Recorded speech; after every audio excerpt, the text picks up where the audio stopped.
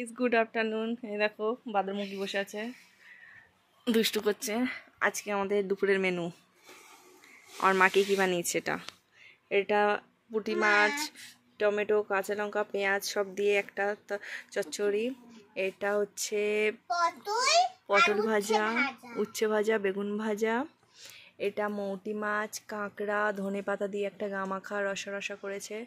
এখানে করেছে মাছ ভাজা, ওখানে করেছে আমের চাটনি, এখানে করেছে পোনা মাছের তরকারি, সজনে ডাঁটা আলু দিয়ে। আর ওখানে ভাত আছে, সেটা তো সবাই জানে। তো এটা হচ্ছে আমাদের আজকে দুপুরের লাঞ্চ। আর লাঞ্চটা খাবে এই যে বসে আছে। আর আমার মা বানিয়েছে, এটা হচ্ছে আমার মা, এগুলো সব বানিয়েছে। এখন হচ্ছে লাঞ্চ করার টাইম। ওকে, দেখো কত রোদ উঠেছে, দেখো আকাশে কত রোদ।